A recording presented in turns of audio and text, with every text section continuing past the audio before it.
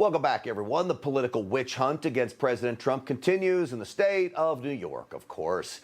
Look, how do they do it? Through leaks to the media. So the office of the far-left Attorney General Letitia James announced to the deep state's favorite media outlet, CNN, that they have informed the Trump Organization that their investigation is no longer purely civil in nature, but now criminal. President Trump fired back in a statement saying, quote, "After prosecutorial efforts, the likes of which nobody has ever seen before, they failed to stop me in Washington. So they turned it over to New York to do their dirty work." If you remember, Letitia James, the AG in New York, ran for office on the platform of prosecuting Trump. She promised to take him down, just like she promised to take the NRA down, all political hit jobs. And now she's teaming up with the Manhattan District Attorney's Office, investigating the Trump Organization for potential bank, tax, and insurance fraud. That's what you call fishing for a crime. These are the types of things, they used to happen in third world countries, right? Sadly, the left has weaponized government now against political foes. It's becoming the norm, even in America. Well, joining me to discuss this is former Trump senior advisor and Trump 2020 and 2016 campaign manager, Corey Lewandowski. Corey, great to have you on the program. I guess we can't be surprised by this, can we?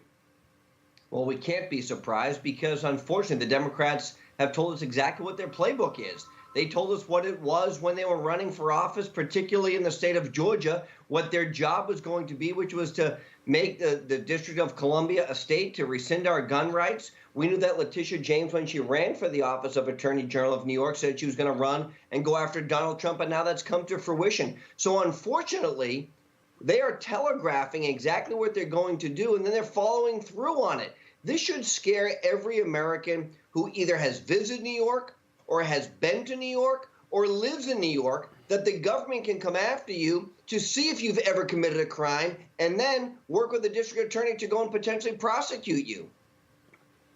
So, Corey, what do you think the ultimate goal is, right? They would kind of punish President Trump.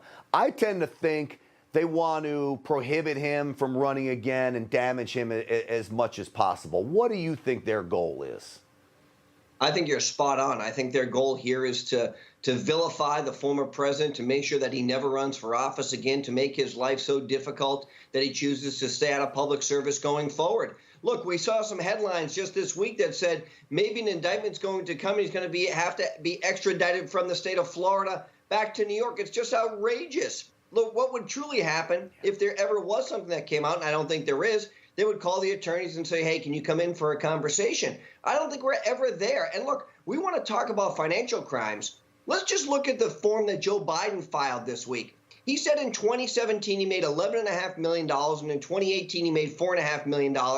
For those 2 years, he made over $16 million, but his net worth is between $1.8 and $2.8 million. Where's all of Joe Biden's money? Not one member of the media talked to Joe Biden or asked a question about his financial disclosure statements, where he made over $15 million, but now he assumes the role of the presidency and he has less assets than $3 million of those dollars. Where's all Joe's money? We know he didn't pay the taxes on it. Did this go to Hunter? Did this go to anybody else associated with Hunter? Not one media question about Joe Biden's tax returns. Is it in the hands of Chinese investment banks that maybe Hunter set up? I mean, like, legitimately, who the heck knows with this guy? You think back to President Trump, all the good things he did. Look, he rescued the ice rink in Central Park, if you remember that. The Commodore Hotel was a dump. He saves that. He's done so much good for New York. They looked at him as a hero. And now, the weaponization of government, you summed it up. If it can happen to this president, it could happen to anyone. Corey, I'll give you the last word. Well, look, we've seen them now go after Rudy Giuliani. We've seen them come after myself and anybody associated with the Trump campaign going all the way back to 2015. Our individuals in this country need to be vigilant against a government which is overreaching, overbearing, overzealous, and looking to vilify people based on their political beliefs. You started off the segment right. That's what happens in third world dictatorships. It doesn't happen here. We need to be vigilant in making sure that we hold these elected officials accountable. It's really hard in a one-party state, but I think we've got some great candidates maybe running for governor. And look, if Letitia James wants to go after somebody, there's plenty of evidence that Cuomo has done plenty of things wrong, including ordering the deaths of thousands of people going to nursing homes because of COVID. Yeah. That really reaches serial killer status, and they're worried about Trump business dealings from decades ago. But Corey Lewandowski, as always, thank you for coming on, buddy. It's good to see you. Thank you.